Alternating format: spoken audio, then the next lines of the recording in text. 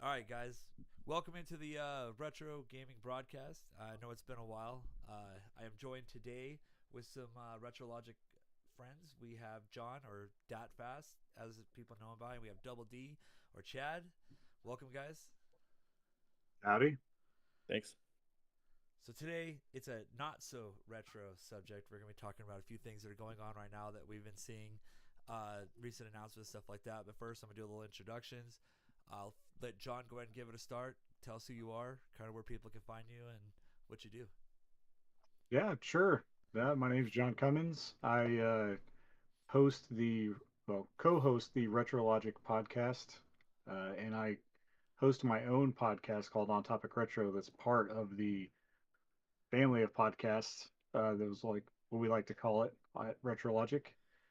And I also have recently got more into doing reviews for games and just writing articles. So that's kind of what I'm doing right now. Nice. All right, Chad, go ahead. Yeah, like you said, I'm Chad. I really don't do much. Kind of dipping my toes in the waters now with Retro Logic, and did my first article on the SN operator, and looking forward to contributing more writing and just different takes on um, gaming hardware typically. So that's about it. And so all three of us are part of a new team that John started up. It's the Retrologic Media team. So you can check out the Substack. The link is in the description, as well as the description to the Retrologic Discord. It's a great place to go join and hang out and talk retro video games, music. They have a lot of different things in there. So feel free to join there if you guys want to. And we'll just move right on into the subjects because we have a lot of stuff here, and I have a feeling there's going to be a lot of conversations going here, so we won't waste a whole bunch of time with fluff and other stuff. So I'm sure anyone who's been paying attention to the news knows what is going on here and what's been going on lately with RAM prices, AI, stuff like that. And there's a lot of people raising prices. So the first subject we're going to talk about is Steam machine being announced, talking about the prices and stuff like that. And I know there's a lot of ups and downs. People who agree with it, disagree with it, don't like uh, what was announced. And so I'm just going to list off what they told us, and then we'll go ahead and just kind of start the conversation off with what we feel about it. So they have four different packages you can get. They have a 512 gigabyte model with no controller going for 1,049. They have a 512 gigabyte model with the Steam controller going for $1,128.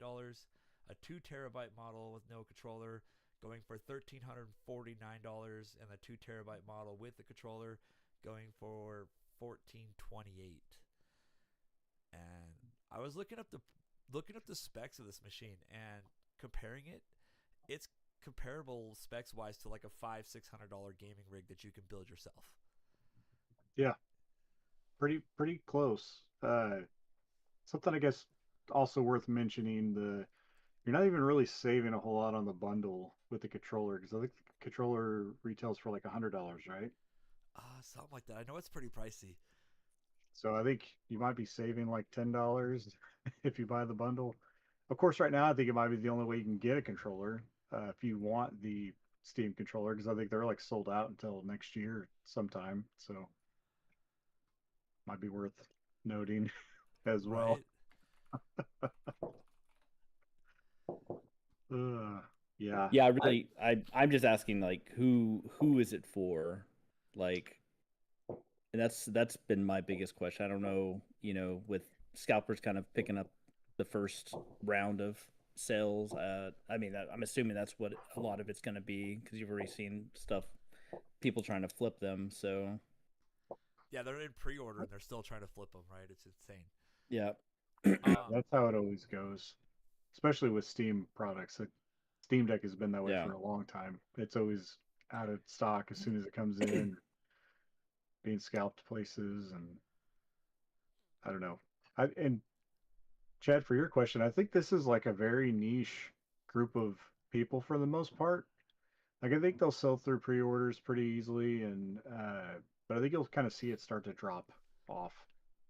Just Yeah. because of that, and I think this is just mainly the focus of this is just to kind of consoleize Steam with their operating system. So basically, anyone that doesn't already have a PC that can run Steam games, or anyone that's kind of just looking to have this in their living room, maybe, or replace a media computer they were using, might want this. But it's definitely priced a lot higher than I think they wanted it to be up front due to RAM Yeah, for costs. sure. So I think it's, to me, I guess my opinion, I think it's a bridge, right? So you have your PC gamers who are willing to upgrade, spend the price, to buy all the parts and do all the work to build a computer, and then you have people who just want a console. And I think this is meant to kind of bridge that, right? Because Steam Deck did really good. A lot of people love it. People still play it. I mean, I love mine, and I love the support that it has. But I also bought mine before the OLED, so I bought in really cheap and back when it was actually a reasonable Yeah, device. But I think it's a bridge. I think it's just to kind of give that you can play computer games at your TV versus having to have your computer at a desk, separate monitor, mouse, keyboard, etc.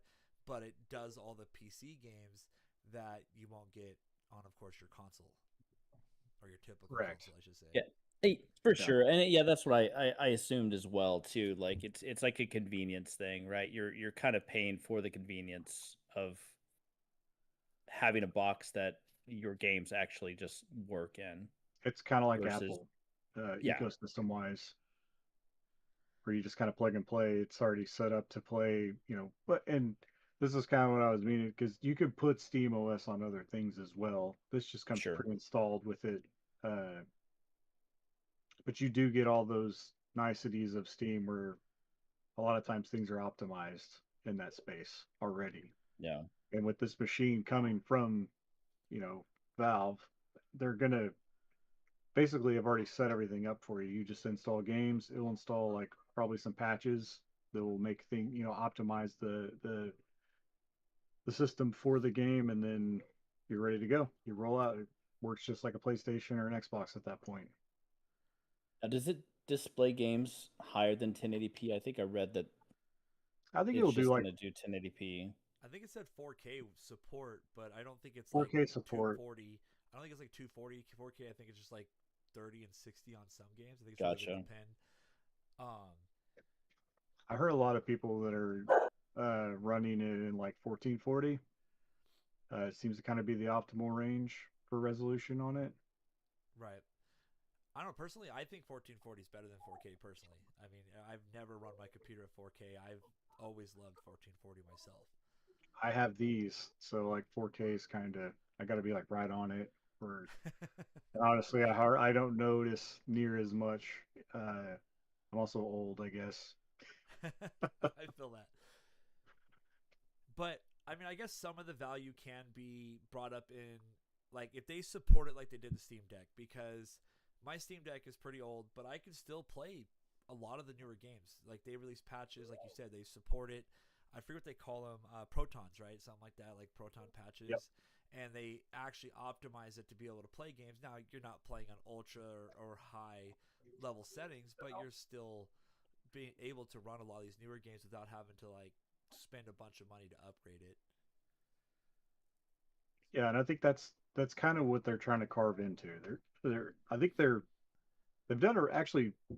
They might have seen this coming. I don't know, but having console prices kind of coming up to meet them has helped them out tremendously because it gives them the edge that you can play more things than are available on either a PlayStation or an Xbox at any given time for just a little bit more money now, and it's pretty much on par.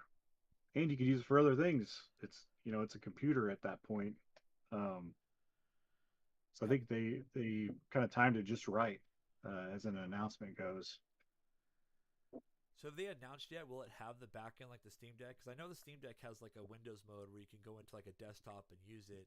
Have they announced whether it's going to have that similar capability? I haven't seen that or not myself.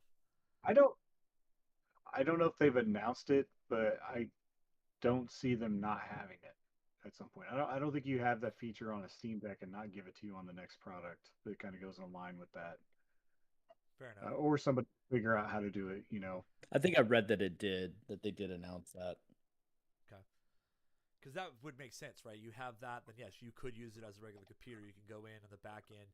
Because I know I went and downloaded special software and was able to play Diablo 4 on my Steam Deck, and it ran really well. I mean, yes, I had a Yeah. lot of frame glitches, and I had to turn my graphics down and really play at the settings to get it to work right. But I mean, it ran. And then yeah, and like with this, you wouldn't even have to do that. Like this should be able to run Diablo 4 uh, Right. pretty easily. And like I think that another thing too with the Steam machine at that price point, yeah, it's a little bit more expensive, than what you're going to get from probably a similar package if you built it yourself or even if you buy it yourself.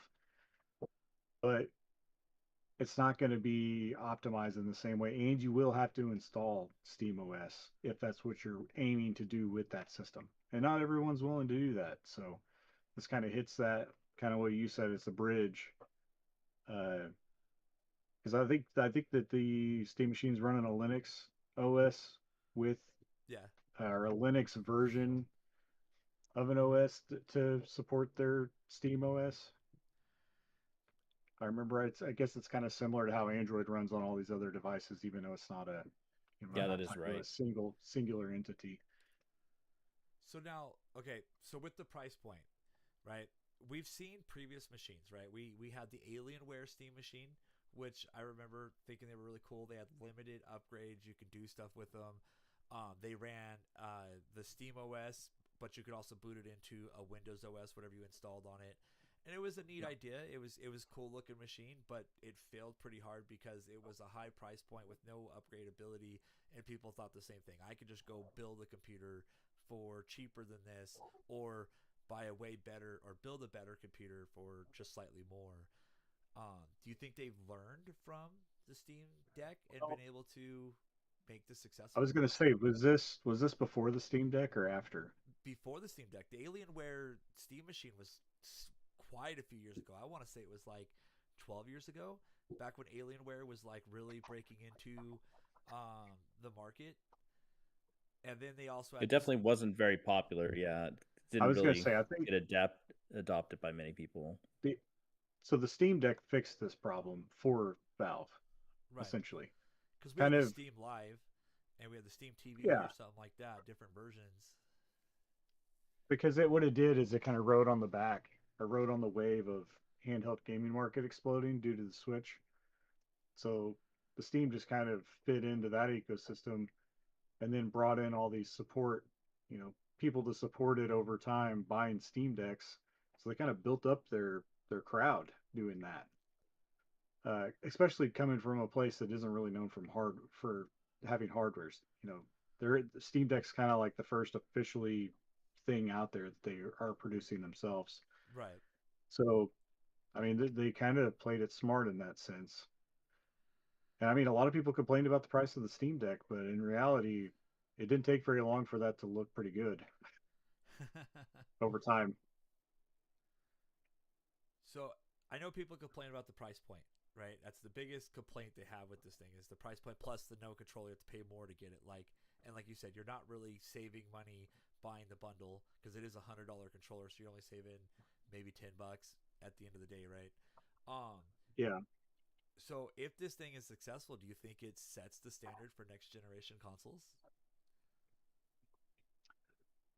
I mean, I don't know that it's going to carve out enough market to dethrone anybody other than maybe Xbox, who's kind of dethroning themselves as we speak. Uh, I kind of see that this could maybe take the place of Xbox as like a major foothold in gaming shares, I guess, if you want to think about it like a market. Because I really don't know what Xbox is going to do moving forward to be successful. And I don't think they have a path forward right now because I don't. Their Series X console now costs $800, and whatever they produce later is going to cost even more. Right. And there's already nobody buying them, so I don't know. Putting out a more expensive console is not going to get people to buy software for Xbox. Uh, so so maybe Steam Machine does kind of come in and grab that portion of the market especially since there's not really that much difference between Xbox and Steam when you really look at them side by side. Xbox isn't really selling you anything that you can't get anywhere else, and then Steam even offers more than what Xbox can offer at this point. Right. So it's very possible that it kind of moves in on that. But with the Yeah, price, I wrote down here that I feel like Steam or Valve has their own niche, Nintendo has their niche, and now Yep. it's like Sony and Microsoft. Microsoft is kind of just gonna they're digging their own grave at this point, and with the recent announcements that Sony's made, I mean, they're probably gonna still live on for a while, but I mean, I I think they're gonna be fighting for relevancy in this next generation. so but at the price point, right? So say it's successful at $1,000 or at $1,400, right?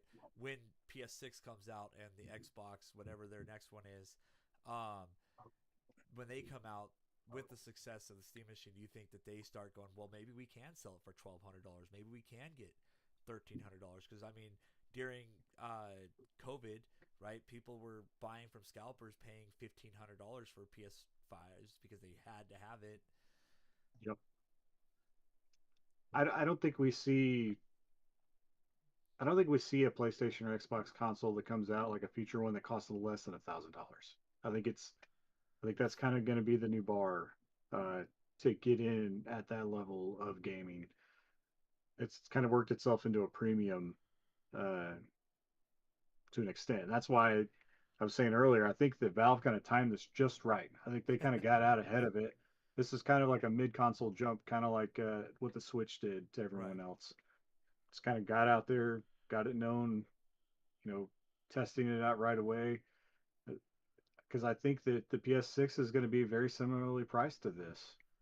They might not have the high-end $1,400 model. It might be less than that, but I don't see it being much less than that if it is, because it's going to have to be more powerful than the Steam machine to compete in that space Right. to try to take people away from it. So I don't know. And I mean, I don't think RAM prices are going down anytime soon. They're only going up. Right. They just Yeah, keep talking about them exactly. doubling even again, is what I've been hearing. Right. For sure. And they could easily just use this as a justification to increase their prices, and even if component prices come down, they're not going to drop their prices. Oh So I mean, no, they're looking for a reason to set a higher price point so they can continue that. So So I know a lot of people are like, well, I'm not going to pay that price, but and they say it's not going to sell. But unfortunately, seeing how the market works, FOMO is a real thing, and it is mhm. going to drive it. So I guarantee you, there's going to be streamers who will be like, I'm going to have it because I'm going to show it off, and I'm going to be the only guy who has it. So they're going to play it, talk about how great it is, whether it's great or not, and they're going to create such a great FOMO that everyone's going to try to find a way to have one just because they have to be like the best streamer. They have to be the latest and greatest, right? Because that's what we've seen. People were willing to pay $1,500 because they wanted to have that same console that everyone else had that were lucky enough to have it. yeah, and those people are already there. So Yeah. Steam already has those people in their pockets. The people that they have to get is the everyday guy. The people that bought the Nintendo Switch for $300. Those are the people they have to convince Yeah, that it's worth buying. Uh, and there's even going to be some people like me, for instance, that if I wanted one, I'd buy it. I don't have the use case for one. I have a desktop uh, PC that's more powerful than a Steam machine. Um, I like the idea of Steam OS being so simple and like you just hop in and play a game, but I already do that on my desktop today with Steam. Uh, so I don't have anything to gain from this. But there's plenty of people out there that maybe don't have a gaming desktop or even a gaming laptop, because this could replace a gaming laptop even. It's probably right there at that kind of level for that price compared to a gaming laptop. Right. Um, so those are the kind of people that they have to convince to buy this thing. And that very bottom tier one, they probably will get quite a few people. I always thought it to be that the Steam Deck was not going to be as successful as it was kind of my mindset up front. But I think if we really peeled it back and looked at the numbers, I'd be really interested to see how many people just bought in at the entry level versus how many people went for the very highest tier of Steam Deck, even. Because I mean, even like you said, you bought the base level LCD version. You didn't buy the seven. I think it was like $700 then. Now it's 1,000, right? The OLED. Yeah, I don't remember what the original price of the OLED, but I bought the 64 gig version and just threw an Yeah, the SD very card. bottom. Yeah, I bought the very bottom just because I wanted to emulate with it. I didn't even care about playing Steam games. I just wanted to put Yeah. EmuDeck on it and play those. So that's what I'm saying. There might be quite a few people that, $1,000 is the new $500. Right. So there might be enough people there to buy at that bottom level that supports it. Right. And with the next piece I was going to talk about, the what Microsoft's bringing out, I think is also going to change the landscape of how people look at prices on consoles as well. So, as we know, Xbox has announced that they're going to follow everybody else and jack their prices up. You'd brought it up before that the Series X 1 terabyte is going from $650 up to $800. The Series X 1 terabyte digital system is going from $600 to $750. The Series S 5 12 gigabyte is going from $400 to $500, and the Series S 1 terabyte model is going from $450 up to $600, and they're actually doing away with their 2 terabyte models because they feel that the 2 terabyte is going to be too much to even worry about. It would have cost $1,000 for that thing. But at the rate that they increased everything else, it would have been like $1,000. Right. But to add on top of that, right, in that same article that I was reading, Microsoft goes, but wait, don't be worried about the prices because we're going to offer you a buy now, pay later, zero interest financing option, right? So now what are we doing? We're turning consoles into phones. You want the new console. It's also not the problem. That's also not Xbox's problem. They're trying to solve a problem that they don't even have. They Right. can't sell the ones that they couldn't sell the ones that cost less before that. This is what confuses me, and I might die on this hill and be totally wrong, but I'm still not convinced that their next console is ever even going to actually come out. I said this 5 years ago that the Series consoles were going to be the last Xbox console, just because you could see the downhill trend that they're setting for themselves. Right. And I like Xbox. I don't want. I want. I sound like I hate Xbox every time I have conversations about this. I hate the decisions that they're making Right. for their fans, for the people that buy their stuff, because those are the people that are directly impacted by the decisions they make. They don't produce anything that gets anybody excited to come to their console, like new people. I bet if we looked at data, there's no new customers going to buy Xboxes. It's all probably people our age that are still playing their Xbox from, because we bought one 25 years ago. Right. There's no console exclusive games that come out for Xbox, so they don't even have that going for them. They bought all those studios and they didn't make any games. It doesn't make sense to me. I'm still perplexed by the decisions they're making. Right. Game Pass seems like a failing business model from the get-go over time. So I really just don't see how they're going to, like I said, I don't see how they're going to come out with a new console with no exclusive games and say, hey, now we're going to charge you $1,000 for this new console just because we wanted to make new hardware that's more powerful, when there's no reason to be more powerful right now. Oh, for sure. Yeah, they should have stuck with their prices and been, that could have been the difference maker for them as to, okay, we're going to be the holdouts. We're going to stay at the lower price point and actually move some of these consoles at this point. Like, let's try to get a share of that. Because doing this, it's not gonna do anything for them. They don't even have a presence at a retail space anymore. Like if you go to a store, there's like no Xbox presence Barely anything in a store. Like I think my Best Buy has completely eliminated them out of the store. Like they don't exist. Yeah. To my Target, I have two now. Neither one of them have more than just a single like kiosk with Xbox games in it, and it's Yeah. not even solely owned by Xbox. There's also PlayStation games in there. Right. So that's what I'm saying. They've got to do something because they're just dwindling down their market that they have. Yep. Yeah, I was just at Target Right? this last weekend, and I'm just thinking about it. It's like, yeah, exactly, because Xbox is sharing with Switch. And it's like Switch on one side with Xbox, the other side is all Switch too. And then you go the next row over, and it was all PlayStation. It's like Yep. you're not wrong. Like, yeah, they've literally phased out. It's almost like the Sega Genesis, right? When you had Nintendo, it's like all the stores would just super blast all the Nintendo stuff everywhere, and there was like a small little section for Sega until they started trying to carve out more of a piece for themselves. Yep. But It's not a good look, and I'm really worried about because I mean, if Xbox leaves, that also creates a problem because that creates uh, just more space for PlayStation to have a foothold and just do what they want, kind of what they're doing Yep. now, but maybe even more. Competitiveness is always good for us. Uh, so, like I said, maybe Steam takes over that market share and tries to be competitive in that space, and maybe that drives us to get more iterations. Maybe we get a cheaper Steam machine. Maybe they try to figure out how to make one that's maybe even just less of what it is now to fit into a market space there. I don't know, but uh, we got to have options. Otherwise, it gets pretty rough.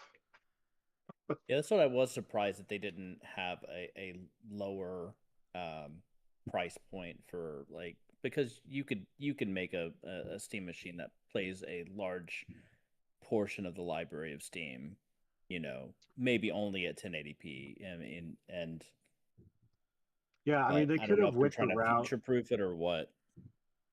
They could have went the route of having like a Steam Deck kind of range of PC components. Because even if you upped a little bit from what the Deck can do, you're also not including a screen or a battery. So like there's some right, other things you could save money there. Sure. Uh,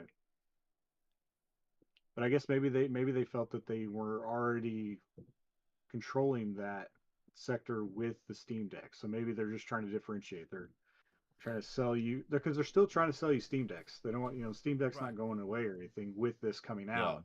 So maybe that's how they're looking at their tier modeling instead of having a Series S and a Series X. They're like, hey, if you really because you can hook your Steam Deck up to a TV as well and Yeah. Right. use a controller.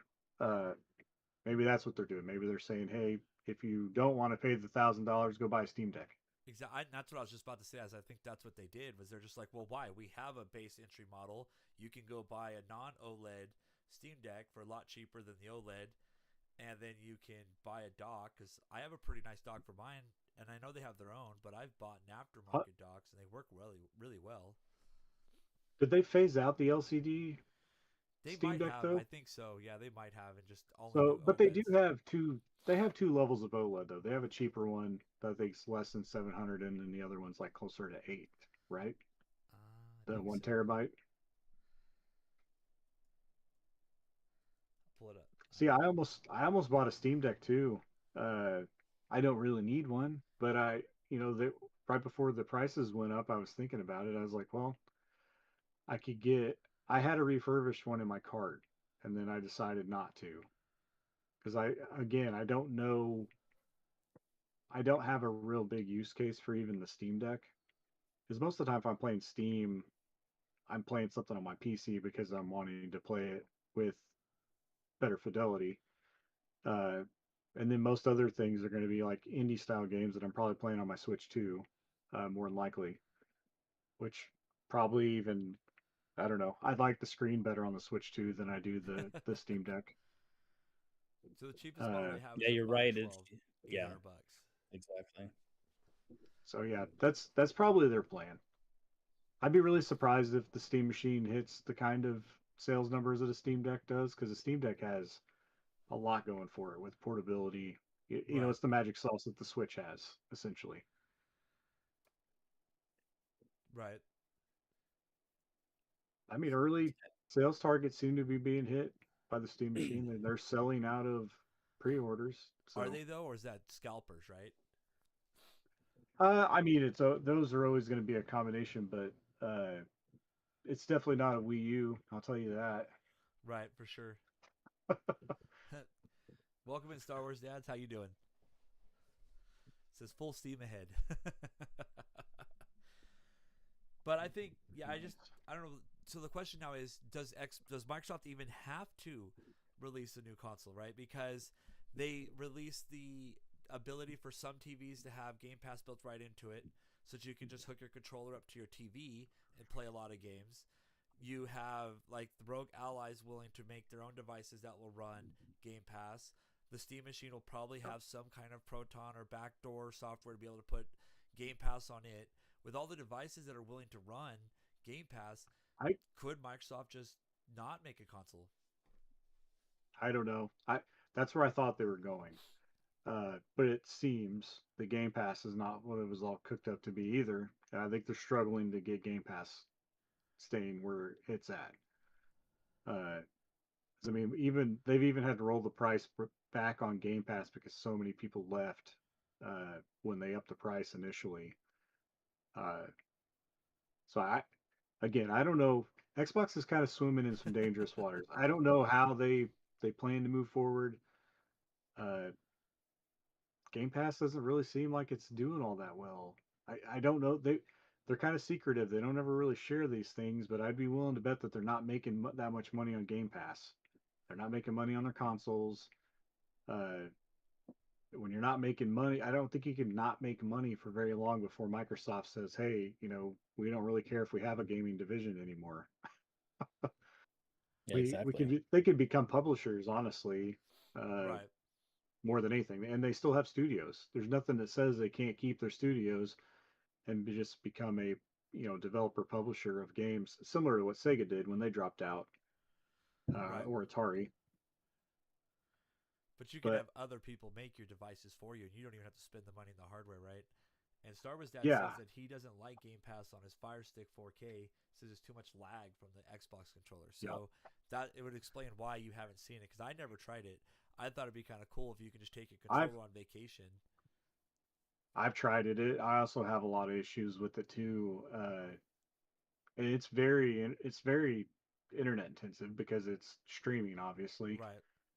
Uh, so taking it to a hotel is not real great either because you don't really ever have very good Wi-Fi at internet speeds at a hotel usually because everybody else is on it as well. Bandwidth isn't there. Uh, but they're also kind of rolling that message back too. The everything is an Xbox is gone. Like I don't know that they want to go that direction. They kind of seem to just be spinning their wheels and going in circles with what they if it's not talking about AI being in their games, that's not really what they're talking about right now. Right. Yeah, they've fallen off the market. They definitely don't have the share that they have anymore that they used to have, and so they've kind of fallen away. But they did announce a Helix, right? So that's was going to be my next subject we're going to go into. Is they did announce a Helix just as well as PS or Play Sony announced the PlayStation 6. So I haven't seen anything on the Yeah, Helix. I don't think that we're still kind of early. I don't know that we even know what either one of those things really are yet. There's the rumor mill that PlayStation is going to have a handheld that's going to accompany the PS6.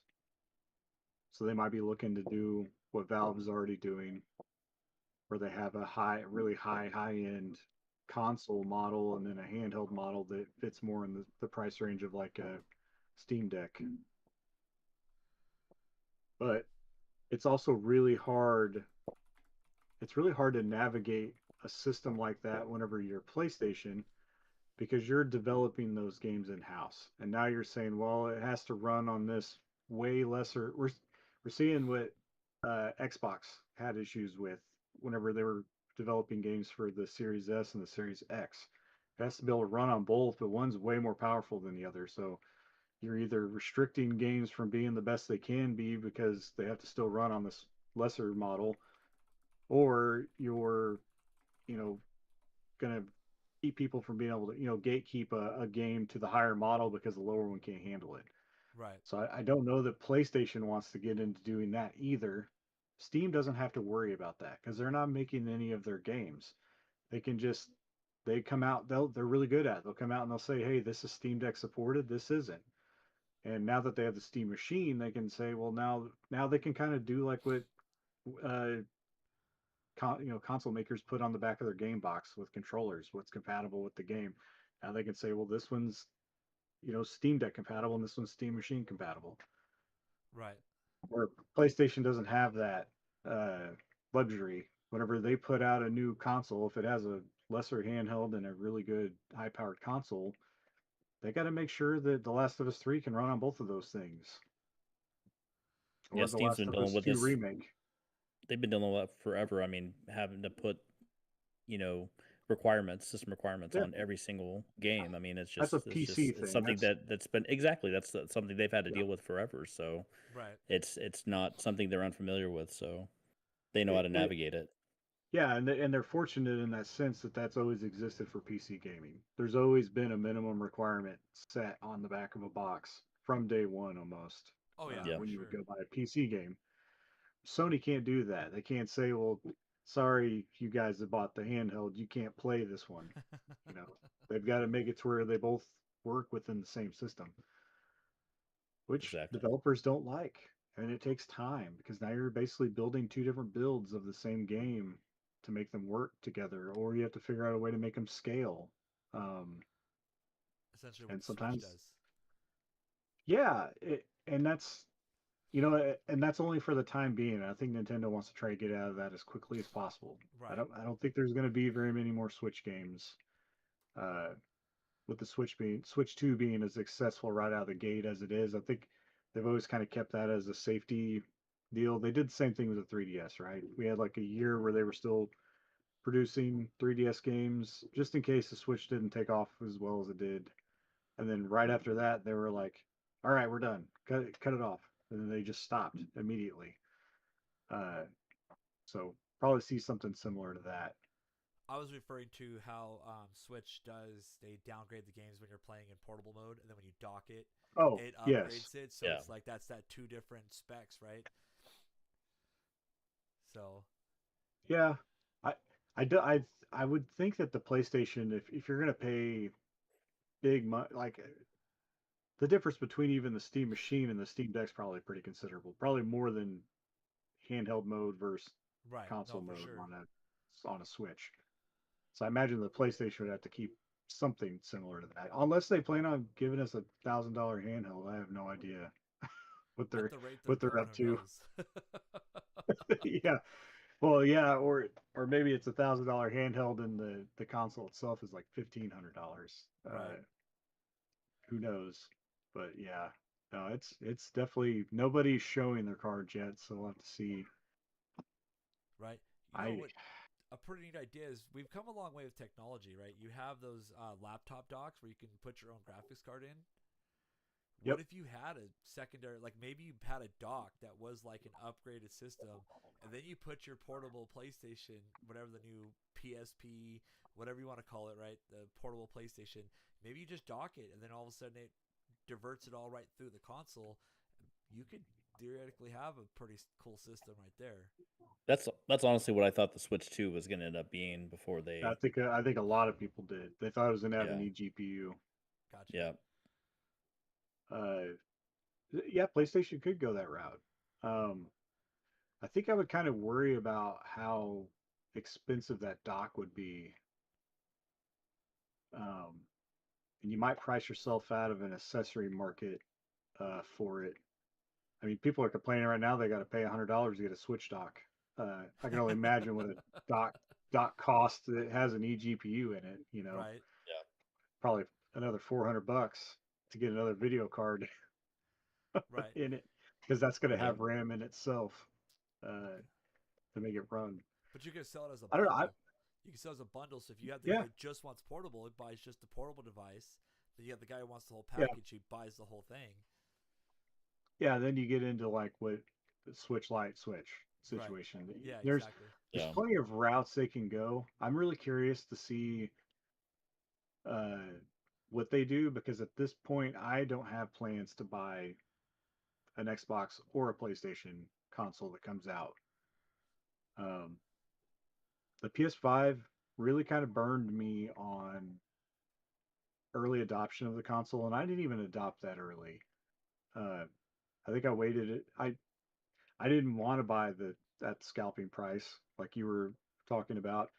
I made a deal with myself that I would not buy one until I could go to the store and get it off the shelf myself and Right. physically have it there in my hands whenever I buy it. Right. So it took about a year for me to find Target selling one that I could buy and go pick up.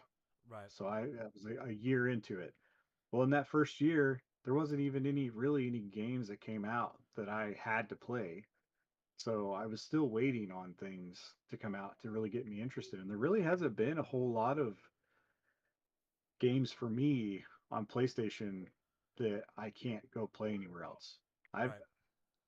I've kind of struggled in that sense. So at this point, I'm not. I have a PC that can play anything a PlayStation 5 can play. Probably pretty close to whatever PlayStation 6 ends up being. My PC is probably already there. So uh, unless they put out like a new Uncharted game or something that's going to really draw like make me go buy it, it's I might not buy one. Yeah, I'm in the same. That's exactly what I was going to say. Is that I've been a loyal PlayStation fan for a while. I mean, it's secondary to Nintendo, but I've always had every generation. I was also like you. I was unwilling to spend scalper prices on the PS5, so I didn't pick it up until later. I bought my son one. We just happened to find one really early in when it Just was to released, find and one. just got super lucky at the store. It was Uh, insane. And but but anyway, yeah. So we had one in the house, but still, like you said, I mean, there was really no reason to have one early on. no. Nothing. You know, um, and so I'm really curious to see uh, what Sony does to kind of keep their stranglehold of the market right now Yeah, I don't know what they can moving do forward. because right now they've already proven that they don't want to bring back IPs that everybody wants, right? They have so many just stagnant IPs they could bring back. Killzone, Resistance, Siphon Filter, like and many, many more that they could just bring back and fans would just be flocking to PlayStation if they really wanted to do it. I just don't know. Yeah, I mean, I've always, because I've had this conversation with my son too. It's just like I think Sony has the data on like w- what franchises actually are really profitable to them, and I think that's where they're putting their focus, unfortunately. And I don't think it's in the ones that their loyal fan base really love. Right. So yeah, but sometimes it's in your best interest to at least kind of hit on those things. I mean, Nintendo oh does yeah, I it. agree. Right. Uh, it's not every game.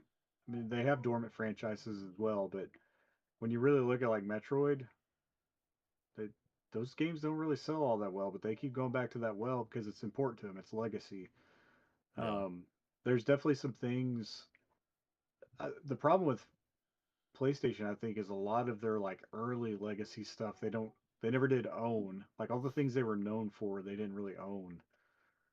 It's like whenever I think back to the original PlayStation as a kid, like the things that really jumped out that they were throwing out there, like Crash Bandicoot and Spyro the Dragon and stuff like that. It's like I don't know that they don't really have those, so you're left with like Parappa the Rapper and things of that.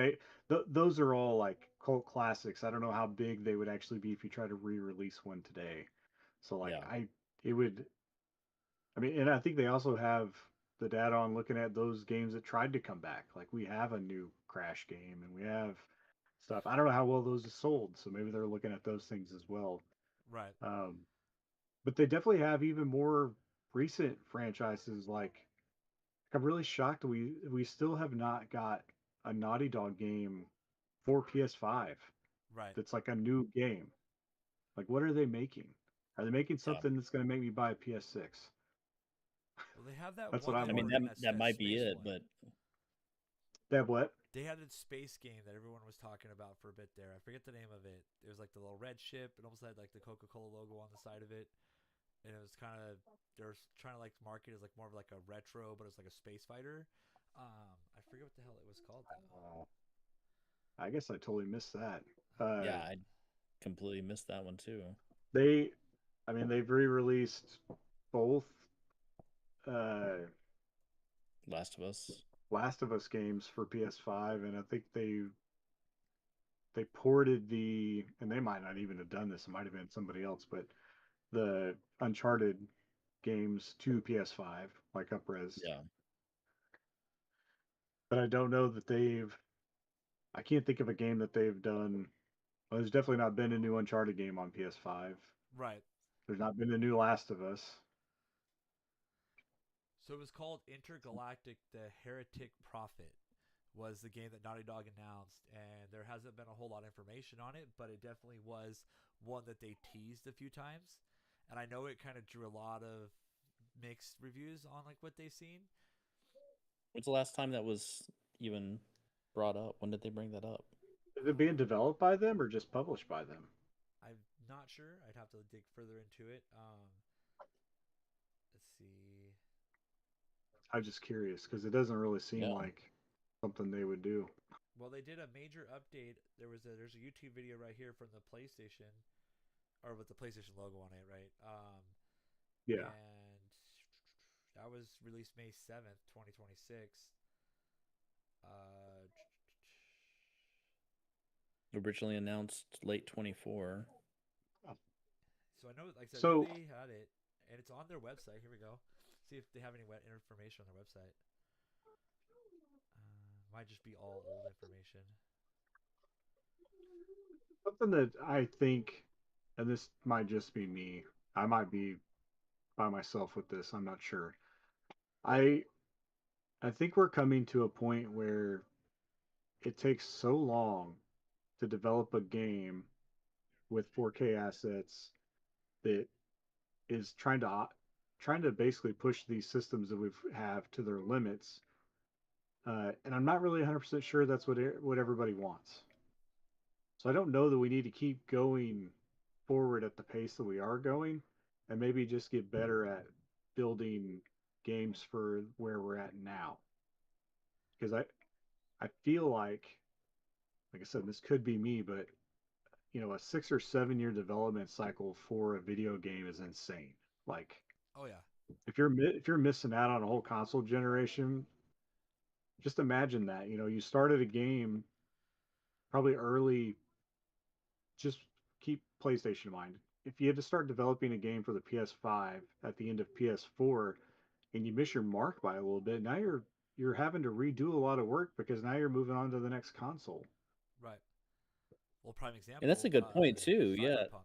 I didn't even think about that. Like even with the prices going up for next gen consoles, you're paying that extra money to pay for a very small percentage of the games that you're probably going to actually play.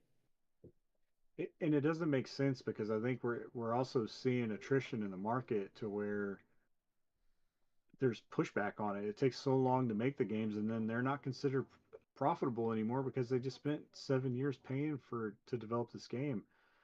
Yeah. To the point where games come out, they're critically successful, but they're still not looked at by the developer or the publisher as being successful. And then we see studios shut down. I mean, we just had the new 007 game come out, and that studio already doesn't, that game is that's moved on. It's Yeah. not that studio is not even owned by the same people anymore. Right. So like, it's it's one of those things. It's like how would you define a successful game? How do the customers define a successful game? And do those two things mesh?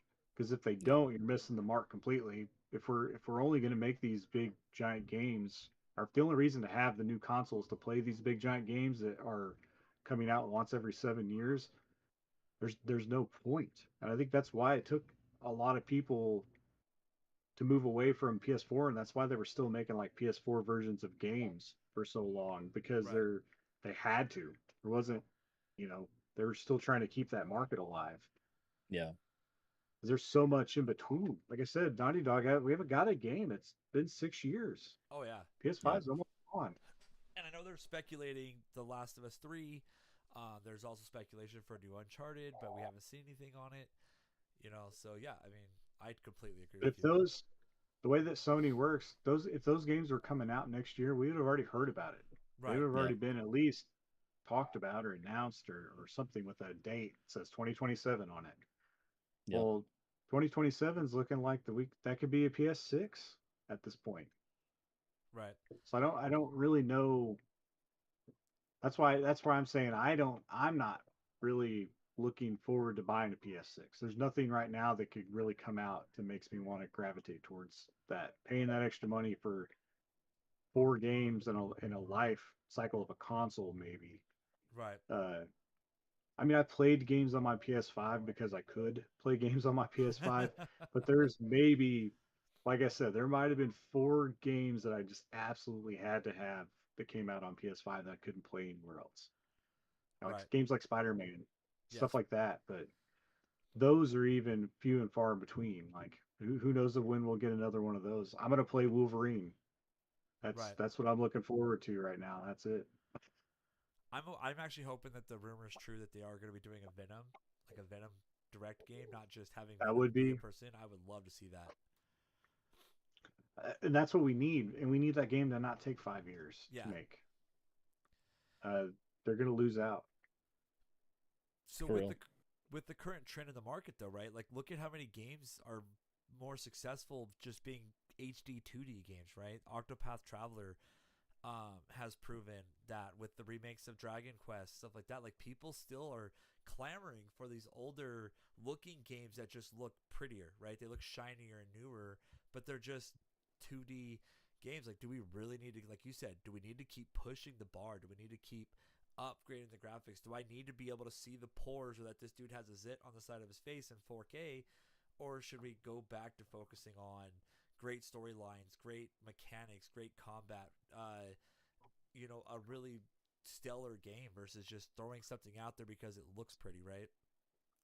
Yeah, it, and I think Nintendo has broken that code that's out there. That Completely agree. Yeah. anybody that's still saying that Nintendo doesn't compete with the other console makers and they're not taking away from their market shares, uh, doesn't pay attention to how the ecosystem of gaming works.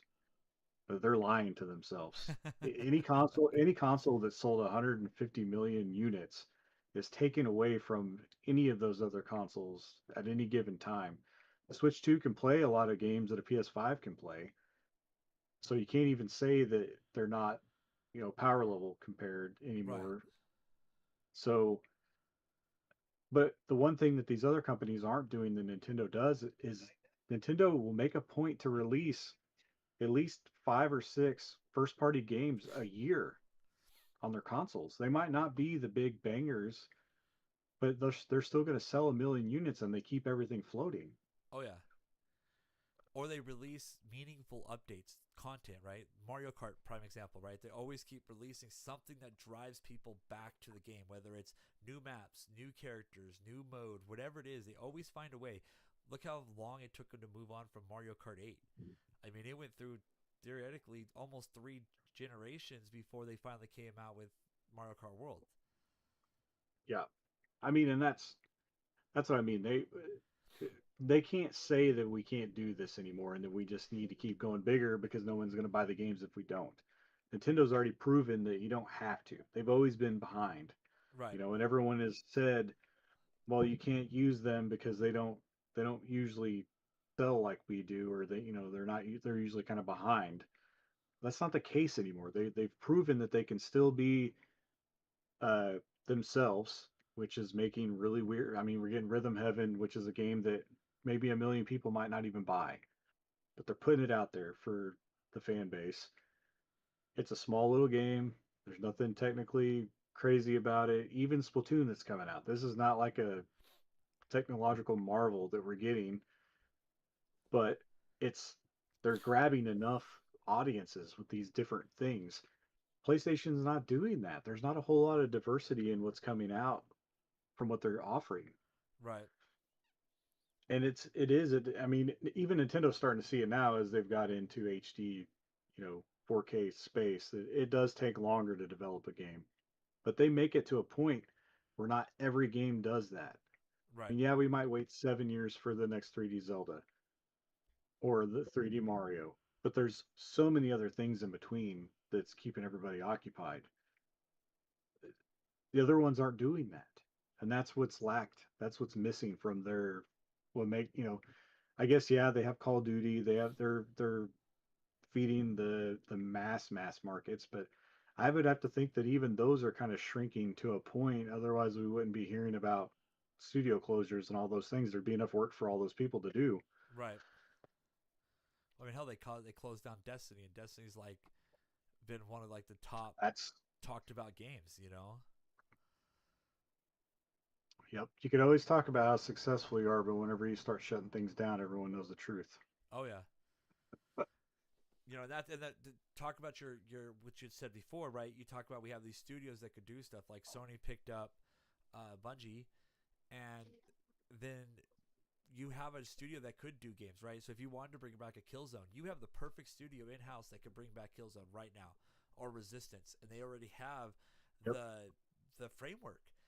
I mean, those two games would lend themselves to a Destiny style setup, and could be the next biggest, greatest thing that sells 16 expansion packs if you really wanted to. Oh, or I mean, I don't know that. I mean, Destiny is. If Destiny couldn't do it, I don't know if there's space out there for that right now. Because I mean, Destiny was huge at one point, Oh yeah, and they. It's not like they weren't supporting it.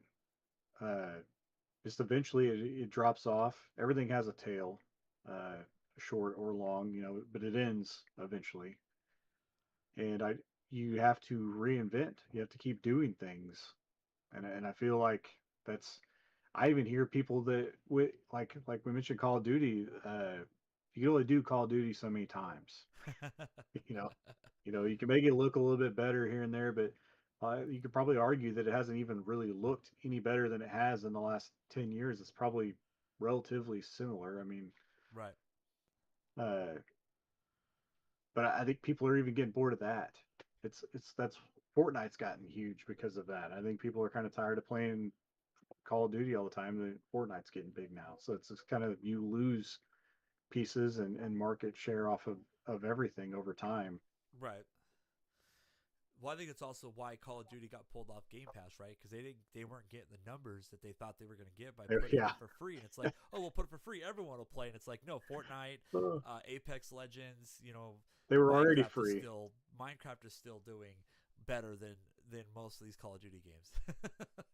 Well, that's what didn't make sense to me is you pull. Why would you? They should have never put that game on Game Pass. It's like you should be charging people to play that game. That's where Right, your revenue is going to come from. That's another thing that points to me that says the Game Pass doesn't make the money that it says it does, or that they try to make it seem like it does, because otherwise it would still be on there right now. Call of Duty would. It would be really pushing Game Pass numbers, and it obviously right. isn't. Yeah, It that's wasn't exactly worth right. it. Well, I think it All comes those things paint a picture for us. You just have to look at it and right. analyze it. So since we're talking about Game Pass and what it is, right? It's cloud gaming, downloading, whatever, right? So we did have the announcement of the PS6 and the Helix from Microsoft talking about in 2028 they are going to do away with discs and physical media and we'll be going to cloud-based or download-based gaming.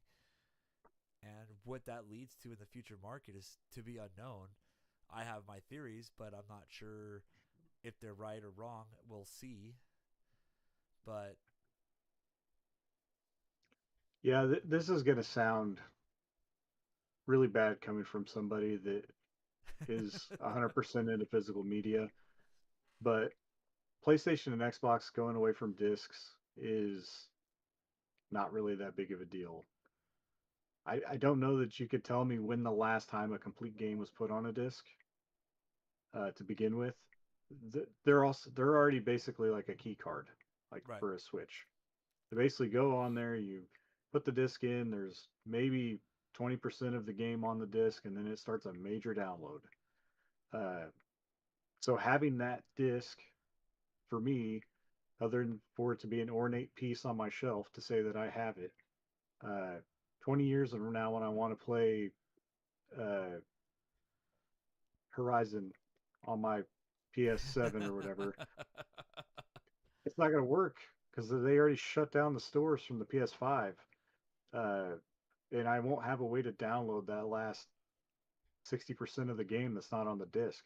So to me, yes, it's sad to see that that portion of it is leaving, but at the same time, the PlayStation market and Xbox market have pushed them into this situation with the kind of sales they see digitally on games.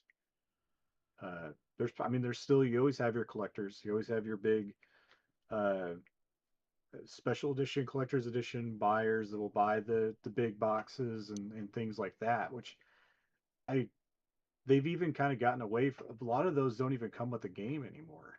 So Yeah. I'm kind of mixed with how, a lot of people are upset about those types of things, but I think you're still going to get your big boxes. They're just going to be like they are today, where you get a code or maybe not even get the game at all. So I've seen collector's editions that don't even come with the game. Like it just Right. seems crazy. Uh, but all that to say, like it's not. I don't. That was not as big of a shocker to me. This was kind of a inevitable thing. Uh, just kind of the way that things are marching forward with those consoles. Now, the other side of it with Nintendo, it's going to be really hard for them to leave the physical media space for quite some time. I think it's going to be possibly at least another 5 years, maybe before we can even talk about having a console that's digital only. And even then, they might still have a physical counterpart to it as well. And Nintendo also really likes that space on retailer floors. Right. They do the most out of anybody to make it worthwhile to go look at their games in a retail store. Oh, So for sure. that's something that means a lot to them. Yeah, going back to Sony though, with the PS6 not having a disk drive, I think the biggest selling point for the PS5 for me was the disk-based backwards compatibility with the PS4, Right. and not even being an option with the PS6. Like I mean, there's no way they're gonna have very many games out the gate. I mean, they're probably gonna have still a lot, from the PlayStation Store, but I don't know. I just If it had PS3 backwards compatibility, that might be something that would be worth it still. yeah, Right. yeah, But for sure. 90% of PS4 discs don't have the game on them either. So we're kind of in the same boat. Uh, Yeah, the backwards compatibility is there, but if the store's not there to get the other half of the PS4 game, yeah, even if the PS6 is backwards compatible with both of them, it might not matter at that point. We'll just have to see. yeah. Now, they are holding on a lot longer. I will give Sony that. I mean, they're still supporting the PS3, which is going on 20 years old now, Right. up until what, next year Something like that. Yeah, in I the didn't remember the US? date, but I know Yeah, they for the put a date US is on it. next year, yeah. For the US, it's next year. Yes, I mean it will definitely be 20 years old. So, That's a and you're right. That's really impressive that they did that. So I'll give them that, but at some point, time's going to run out, and their discs don't have the games on them. So we're going to just be Right. struggling. Uh, Exactly. I contemplate all the time whether or not I want to keep my later PlayStation games just for that reason. I enjoy. I'll probably keep the ones that mean a lot to me, but uh, at some point, I might get rid of all my disc games uh, that don't, just because of that. I won't. They'll kind of be useless at some point Right. Yeah. in the future. or server-based games, right? There's a lot of games that like require a server to be online. Like Yeah. I like collecting PS3 games. I think the PS3 and Xbox 360 era was a fun era of video gaming. Just there was a lot of great games that came out, a great jump in just technology and what you could do with it and what they tried to accomplish there. But there's games like SOCOM. Oh, I forget which one it was. Confrontation, I think, requires online servers. You can't do anything with it. There's no offline play mode or ability. But I was gonna say with those, if the full game is on the disc and you still have access to the data itself, there's been lots of uh, homemade servers for these games where they've been brought back to life. Uh, but in the situation of like a PS5 game, if that's you won't even have a way to get the base game Right. uh, unless somebody's Exactly. Yeah. preserved it in a way and is offering it to download somewhere, which is totally possible but not legal by any means. Uh, but I don't think there's any legality issues with somebody creating their own server to play a game that you already own, that you're using the physical disc to play. Right. Uh, Well, you can still play Mech Assault from original Xbox online right now if you have yeah, the access yeah, to the seed. yeah. That's what I mean. And that's possible, but in a lot of ways because those old Xbox games are all on the disc. You Yeah. can still use that disc and play everything. They're basically just kind of tapping into that online mode and creating the server themselves. Right. That Xbox would have been providing, a while ago. I But I think it is interesting. I guess my biggest worry about with going to fully digital systems, right, is that we are seeing this new age where um, PC aside, right, but like Xbox, PlayStation, and Nintendo all do it where you have to have a subscription service to play online, right? And how many games now are going to this active live where you have to check in or you have to have network even to play the game, even if it's offline, right? Even 007. Like I'll be playing it and it will literally like if it loses my connection, it kicks the game out, says, "Oh, you can't connect to the server anymore," blah blah blah, and it's like then you have to like go in Yeah, offline mode. I don't like those things. Uh, but honestly, I don't know if there's anything we can do about that, other than not buy games Right. and force them into a holding pattern on that. But I mean, like you said, PC's kind of been almost 100% digital for a very long time now. You go to try to buy a PC game at a store, good luck. I don't even know if they make them anymore, unless it's Candy Crush or something. I think it's like novelty That's in the games now. You could still find like you said, the big boxes, the ones that are very very popular. You could probably still yeah, find a copy of it but sitting somewhere. they probably don't have a game. They probably don't have a game in them though. They're probably probably a Just a download code. code or Yeah. something. Yeah. The last time I Uh, bought a physical PC game was I bought Fallout 76, and I opened the case, and it's literally a piece or a cardboard disc inside with the freaking code to go download it. And I'm like, I'm done. I will not buy a physical box for a game anymore.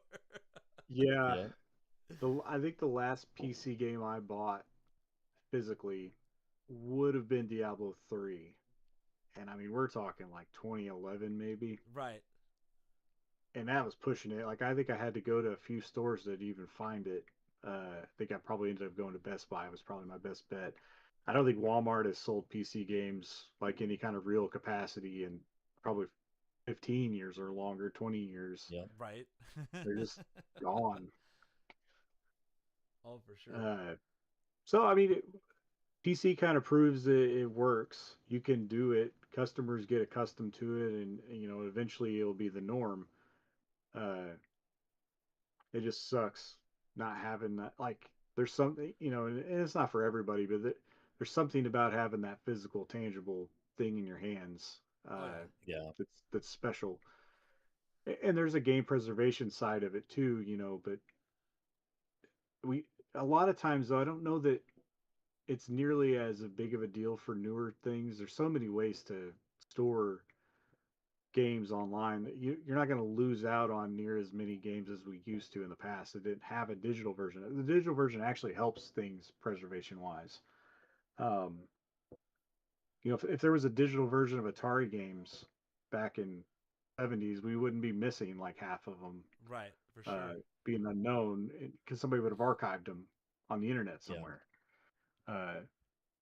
So I mean, although there is that side, it's probably not near as threatening to game preservation as, say, lost games from the '70s and '80s that something we just have absolutely no way to go back and play because they're just not out there anymore. You're waiting for someone who goes, "Hey, I found this copy in some dude's like storage unit, and it's I Yeah. was able to upload it into my computer and put it on archive." Yep. But I think the thing is, the difference though is, so for PC's a facet, right? You can use a PC for a million different things. You use it for work, you use it for emails, you use it for writing papers, doing different things, right?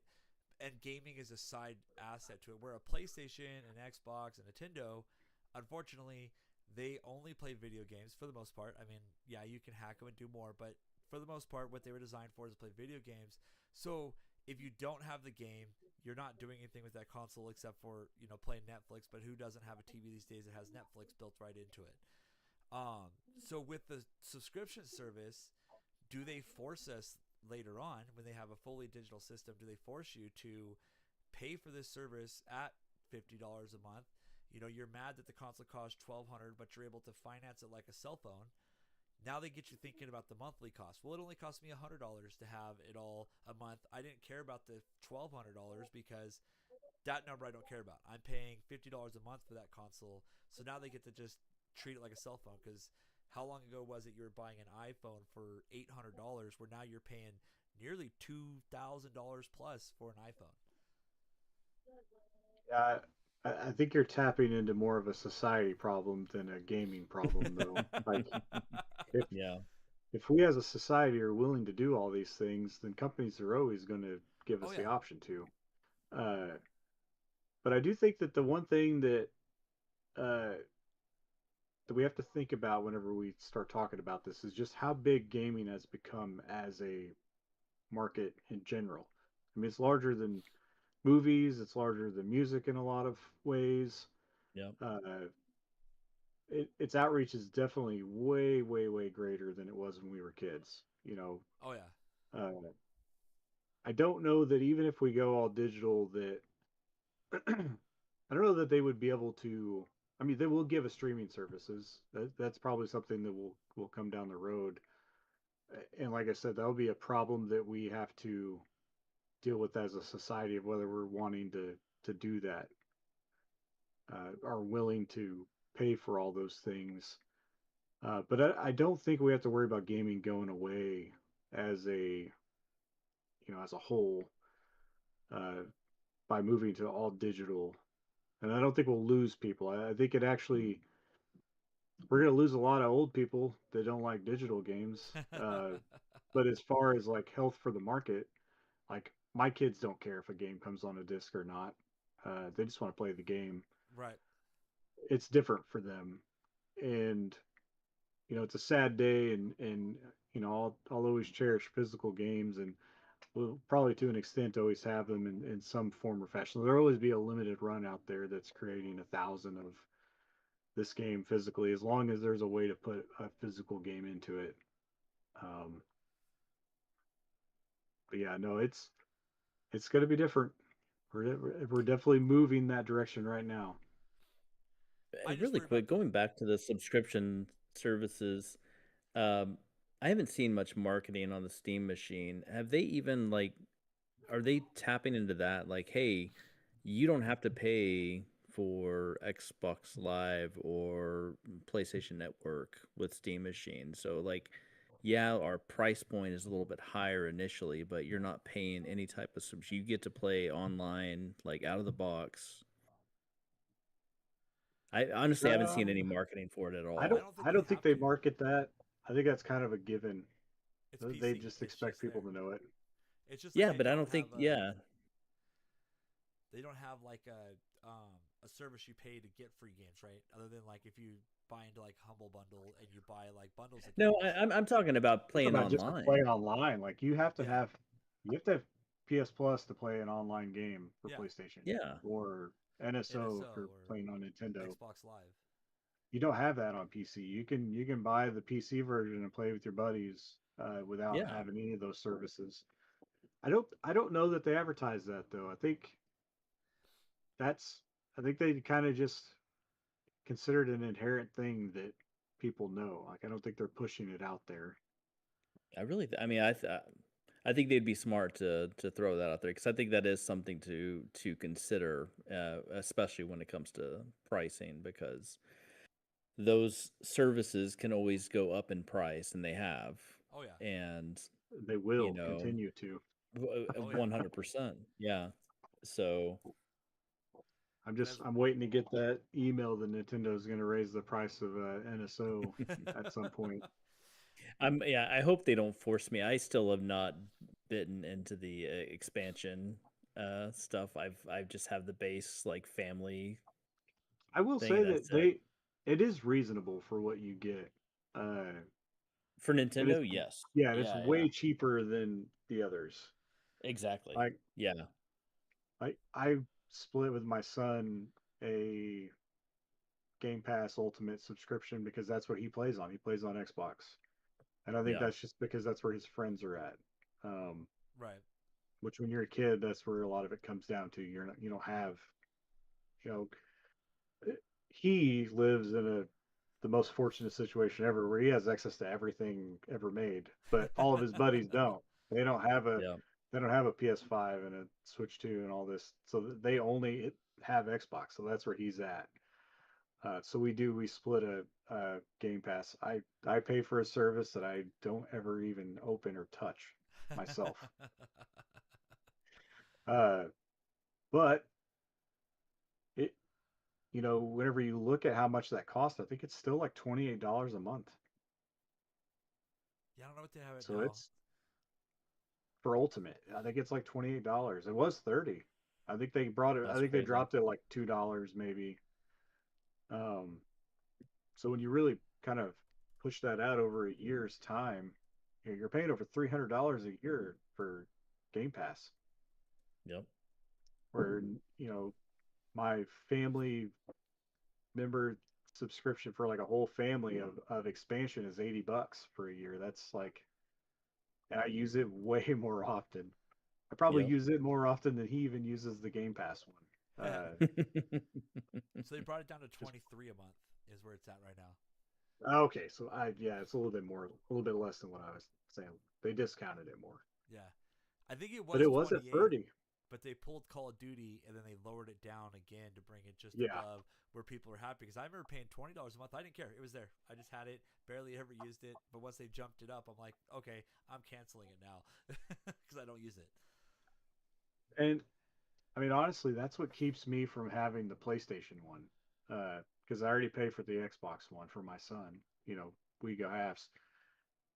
I'm definitely not going to pay another $25 for the PlayStation one to use it as much as I would, the Xbox one. I don't even play games online like for my PlayStation. I literally play single player games that they put out occasionally.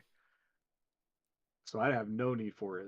I would want the retro tier so I could go back and play PS1 games, Right. but now I own most of them, so I can just play them on my PS1. Right. And they Um, run better in most yeah, cases. yeah, they don't even run that great on a PS5. It's amazing.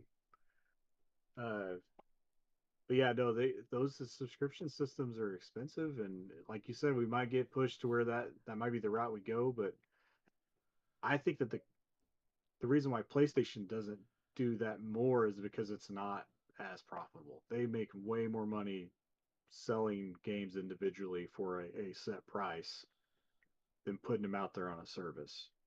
Right. I think the reason why a lot of people I mean, yeah, you do. see that with them taking stuff off of Steam, like Yep. it's just that's what set them apart. Why are we expanding to these other markets? Yeah. They value their IP a lot more than Xbox does. Yep. Not as much as Nintendo does, but they value it way more than Xbox does. Yep. Well, I think Nintendo's kind of indoctrinated themselves into an idea that they're always been like they like to be a little behind the others because they'll always leave themselves in a price point to where if you have a PlayStation, chances are you probably have a Switch as well.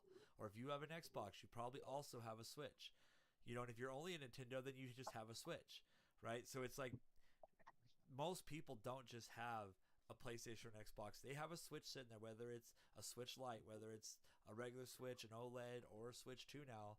I mean, they always have a Switch as well as the other one. Same thing with the 3DS, the DS, the SPs, right? Everyone had PS2s, PS1s, Xboxes, but they've always had that Nintendo device that they've had on the side that they're still playing and they keep around.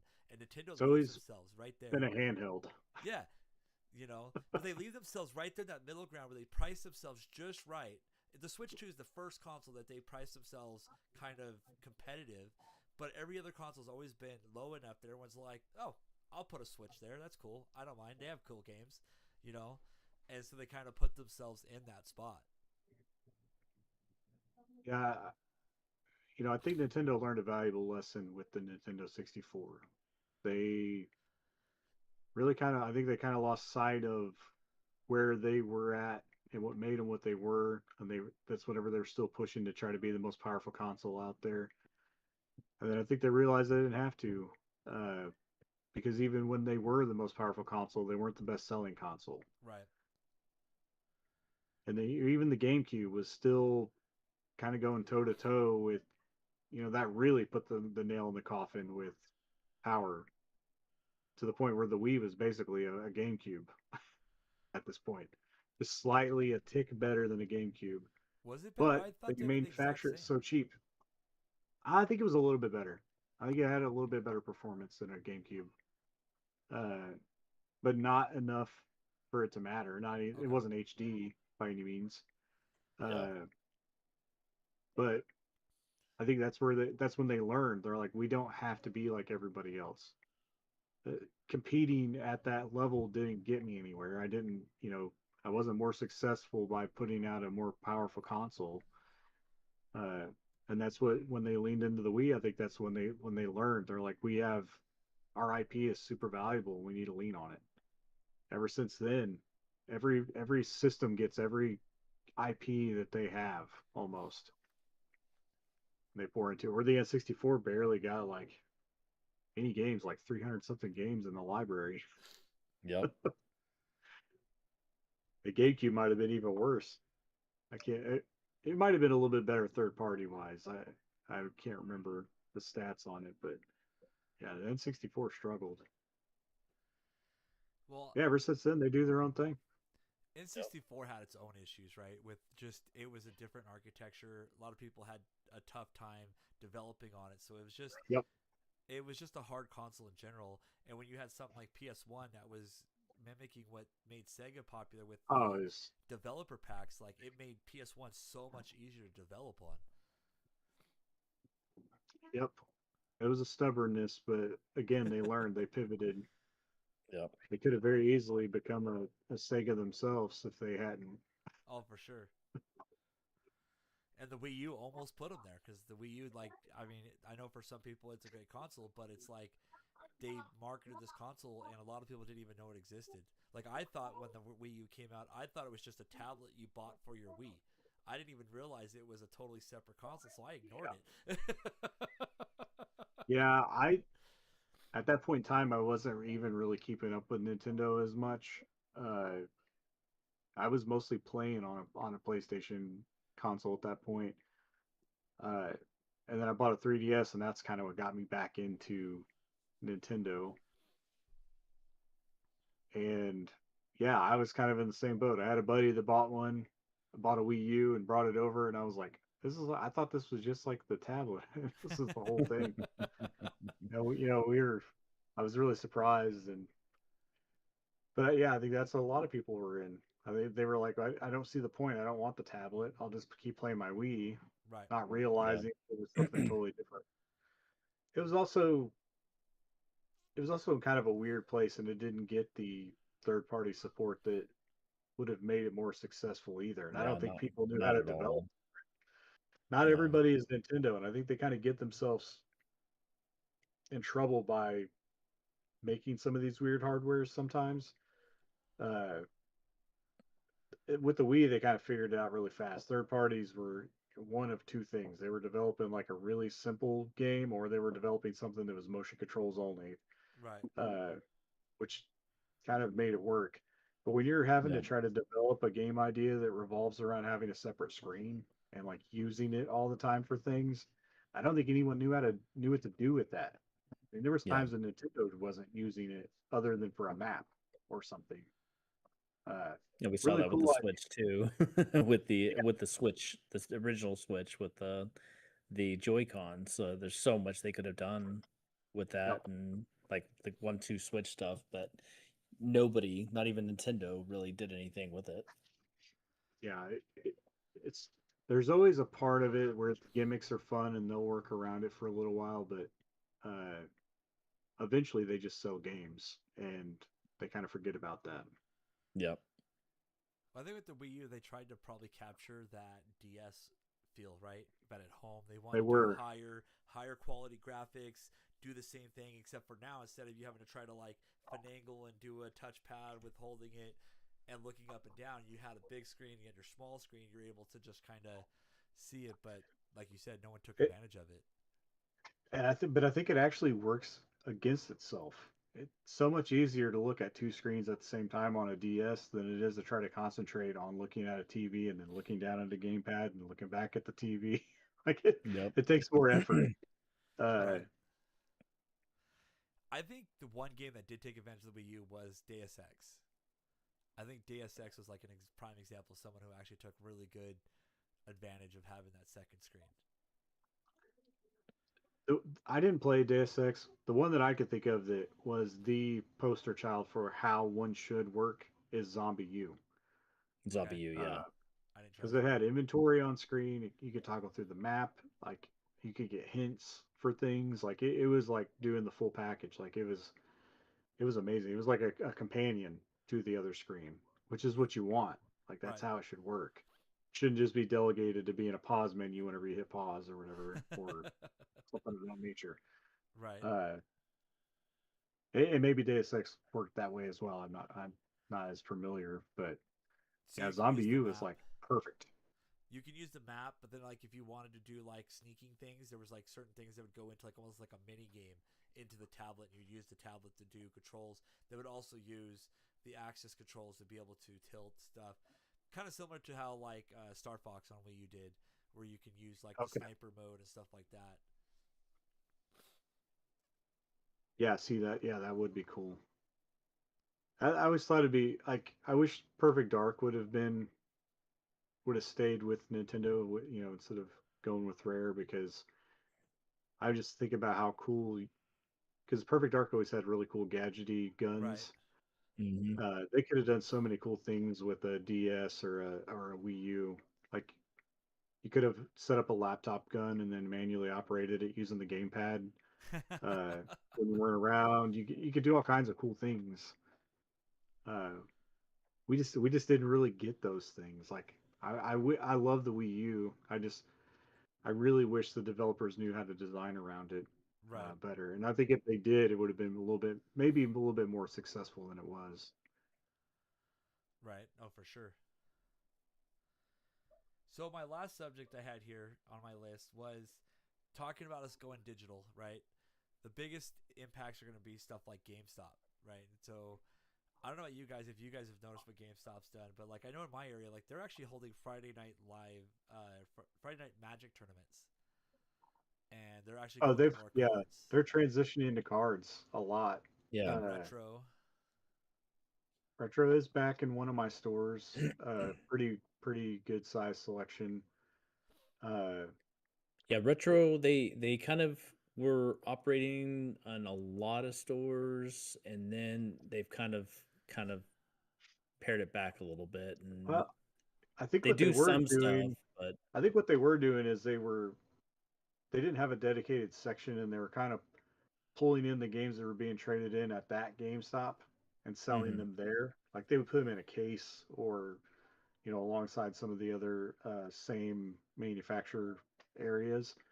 yeah. And I think now instead of doing that, they're just they're pulling in all of the retro games that are being traded in from all the locations and dispersing them to a single location in certain cities. Gotcha. Right. Gotcha.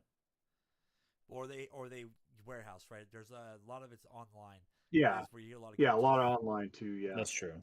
which sucks. I will never buy another disc-based game from GameStop online. They sent me a copy of Scarface for Xbox, and like I in a pulled brown the disc bag. out, and it looked like someone like took it upside down and just like spun it in some rocks, and it's like, how'd you even let this pass? There's no way this game worked at all.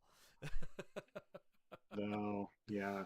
My favorite is you get like the little cardboard sleeve that they send it in with like the like envelope. It's Yeah, like you can't even send me like give me a case. Like I don't even care if it's like the case. right. But like you guys don't just have like some extra cases laying around. You can't just put a disc in a case. A generic one, yeah. Yeah, just something. I mean, sending me in an envelope with a plastic front on it, like ah, Yeah, I've never even bought anything online from GameStop. I think the only way that I'll ever buy a game online is through eBay or something. Something I'm looking at the actual item that I'm buying, and Right. that's about it. So I guess the point I was getting at was like, could we see GameStop, since they're doing the retro, right? So they carry the Chromatic, right? That Game Boy knockoff, um, and that Chromatic's part of the same company who's releasing the M64. Um, yeah. and so could we possibly see GameStop start carrying stuff like the Anbernic, the M64, the maybe even Analog or something like the AYN, right? We have so many different emulating devices that still play original hardware. Could we see GameStop being a hub now? It it would be cool if they could get a hold of more of those types of things. Like if like you said, if they could get analog or Retroid or uh things of those nature. From what I could tell, they only have I seen the Chromatic there, but they also do sell like some uh newer like Game Boy games, like the stuff you get from Limited Run, Yeah, stuff like that. So I definitely think that the ability is there. Uh, I guess it really depends on if the eagerness is there for them to want to go out and try to secure those kinds of deals with those companies. But they're gonna have to do something because you can only sell so many pops and card game Cards, yeah, materials, right. shirts, and Sports shirts. cards, Yeah, yeah. eventually, if video games go to the wayside, I don't know how you. But I mean, maybe it's like a gas station. Maybe they're just called GameStop, but the maybe the bulk of the revenue doesn't even actually come from games. Uh, I'm not really sure. Well, their I know profits have that always been in our accessories. local GameStop always has a line of people outside on card release days and everything. Yes, It's Oh yeah. insane, absolutely insane. and maybe that's it. Maybe they just transferred to a TCG market, and that's It's still a it. game. Yeah, it is It is a still a game, game. yeah. Board Keep the games, name. TCGs, yeah. And then they do some of the retro. They like I said, but GameStop's always been more profitable on their accessories, anyways. Like the controllers, the memory cards, other hard drives, headsets, keyboards, mice. Like they've Yeah. always been more profitable there, in the most part. So, Those are all the things that I would never buy at GameStop. So that's what right. it always Exactly. surprises me. I guess I'm not the average customer for GameStop though. Uh, but I definitely know my larger GameStop, the one that does have the retro stuff in it. Probably a quarter of it is the TCG and like the tables where they have the tournaments and all that stuff. Like they're really going all out for it, which is cool. I like seeing that stuff because that really not only does that bring in new customers, but it also kind of gets the community together to play card games and things. It's good for everyone. Right. Yeah. Uh, how they survive after that, I'm not sure, but we'll have to see how that goes. I know my local shop probably. I mean, they house way more uh, games than GameStop does.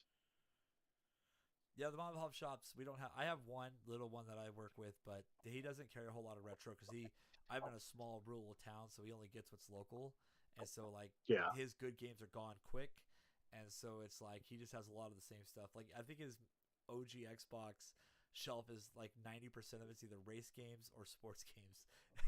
Like all the other stuff's been bought. That makes sense. Yeah, Yeah. I mean, in Austin there's a lot of different options for retro gaming stores. It's pretty awesome actually. That's Now the awesome. prices, That's a different story. Our local is actually not. I call it the local, but it's actually a chain, and it's like a pretty large chain in our area, like in the Midwest. And we have 3 of them. And then the surrounding areas around me have some game stores as well that are mom and pop type shops. But my locals do they do everything. They do CDs, records, movies, books. It's kind of an entertainment store, not a game store Right. per Yeah. se. Yeah, my local's a comic shop, and he does mixes up a bunch of other stuff, cards and retro games, action figures. Yeah, and I think our vintage stocks probably started out as comic stores because they have they're rooted in a large uh, network of comics. And I think a lot of people still come there to get pick up their weeklies quite often. So Right, for you sure. definitely tell we're a big part of it. Yep. So that's all of my subjects, guys. And I don't want to keep you guys going all night because we can keep talking about retro forever. So I guess have you picked anything up new, John? You got anything new device, new hardware? I'm trying to think. I just recently picked some games up today. Or had some mail call. I picked up a controller too. Yeah, I see that. I was gonna see if you need another one, just let me know. All right, I'll let They you were know. doing a buy 2 get 1 on used, and I just grabbed it because I needed a third thing. I bought 2 guidebooks, but I got that controller for $25. Nice. And then what else? I got Space Station Silicon Valley finally for the N64. I got a Final Fantasy Anthologies guide Nice. in the mail. So I didn't even know they made guides for those collections. That's pretty cool. Yeah. Yeah, I didn't know they made them. I have the same style of guide for Tactics, and I think also there's another one too. I can't remember what it is now. It's in the same styling as that, like the white with the. It might be Chronicles. I can't remember. I think that was. Yeah. Crystal Chronicles, maybe, or It might be. Well, no, because these are older than that. These are PS1 are they? era Okay. guides. So it wouldn't be Chronicles. What's the other? It's not. There's another Final Fantasy that has. What is it? Is it 1 and 2 or is it 1 and 2? It was Dawn of Souls on Game Boy. I can't remember what it was. No, I'm thinking on PlayStation. Yeah, I know. I have it upstairs. There's Origins. Yes, that's right. Origin. Right Maybe here. it's Origin. That's why I had to look over there. It's like I have them all on the shelf right here. I have them all, but I can't see through my monitor. They're all on a shelf over there. Right. Anyway, it might be Origins that I have the other guide for. Gotcha. But those I got on another. I've got a couple buy sell trade Discord servers that I'm a part of that really get me in trouble. Right. There's always so many things on there. So what about you, Chad? Have you picked anything recently up or anything fun? I think I got the new Sonic Racing Cross Worlds on PS5 for the Prime Day sales. I got it for $20. It's gotta be I'm worth really 20 impressed with it. Oh my gosh, it's a lot of fun, and they got me because it has Mega Man in it, and so I already bought the Mega Man little DLC for like $5, so you can play as him and Proto Man. But that game is a lot of fun. Like I'm actually enjoying that more than I did Mario Kart World. Like it just has so much charm. And is the quality there? Like, does it feel that same? So I think my only issue with the drifting doesn't feel as good. I feel like that's what's always the problem with other kart racers. They haven't figured Yeah. out the control. But I will say How you it's so much better than the previous iteration. I still think it's a lot of fun, and it looks amazing. It does play pretty good. You know, Did you it's play? Was it All Star Racing or Transform? Whichever one was on the Wii U. Did you play that one? yeah, I played that one. That one was I good. I didn't liked like that that one. one. I You mean, didn't like it that was one? fun for what it was, but I mean, compared to Yeah. Kart 8, like I Well, didn't. yeah, Yeah, that's that true. was Mario Kart 8 was just hard to beat. Like I mean, I like that one more than I do World, but yeah, that's pretty amazing. And no, I've been really hyped up for Virtua Fighter, the new one. And so I picked up Is that the six Virtua Fighter 5, yeah. or five? But yeah, well, I picked up 5, but Six is in the new one. anticipation of 6, yeah, Crossroads or whatever it's called. Yeah. So, It looks good. I've seen some of the videos on it. It looks really good. oh, it looks so good. I'm really excited for it. Nice. So myself, I'm still waiting for my shipment to come, but I did pick up the AYN Thor. I did pick a base model. I didn't do the light. I upgraded just because it had better RAM, a better CPU. But I didn't buy like the 1 terabyte or 512 like everyone else did. I'm like, I'll just throw an SD card in it. I don't need to carry around 1,000 games because I'll freeze. I do the same thing I do when I look at my shelves. What game do I want to play? And it's like there's just too many options. So if I have Yep. too many games on it, I won't know what to play because I'll just sit there and be like, I don't want to. I don't know. That's yeah.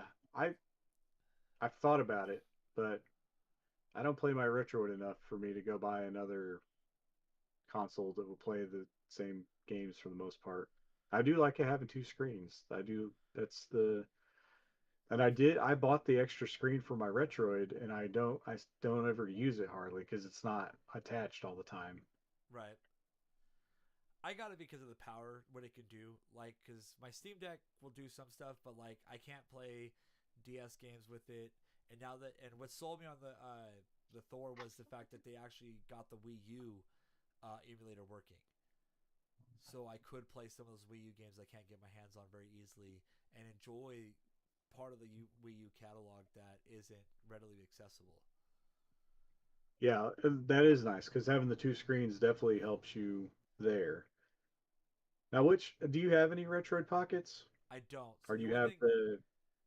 the only thing I have is I have an Ambernick 35G, so it looks like the Game Boy Pocket. Not even the one with the thumbsticks. It's literally just like a D-pad and two Yeah, buttons, and then the four buttons off the back. yeah.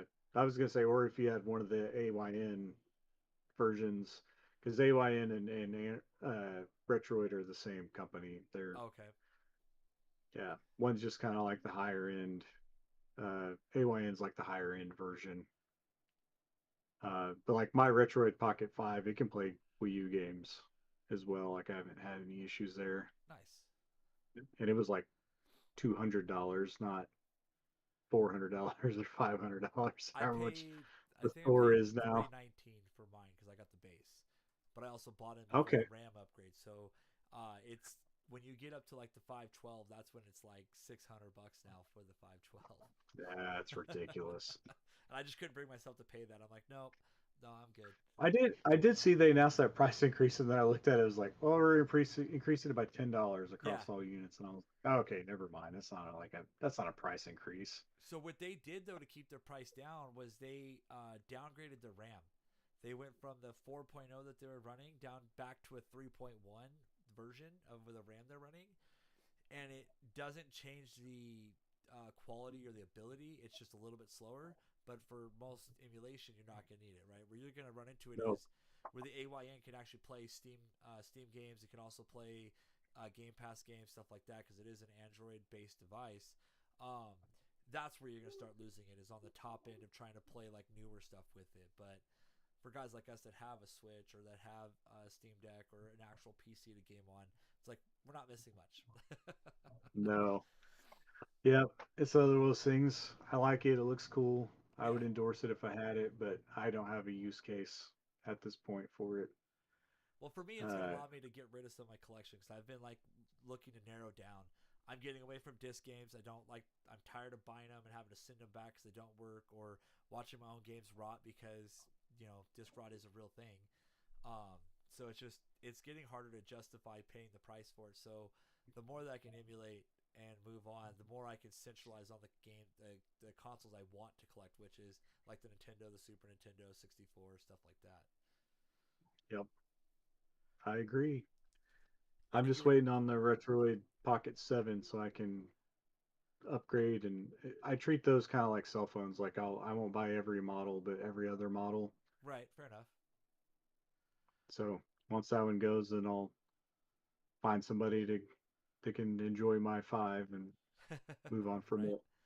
So you were talking about guides. I was just going to kind of show one of my favorites that I have, which is the I guess you can't see it. It's the original Final Fantasy One guide, Nintendo Power Guide, and I Yep, guess I that's a good forgot that one. you're not seeing my screen I there.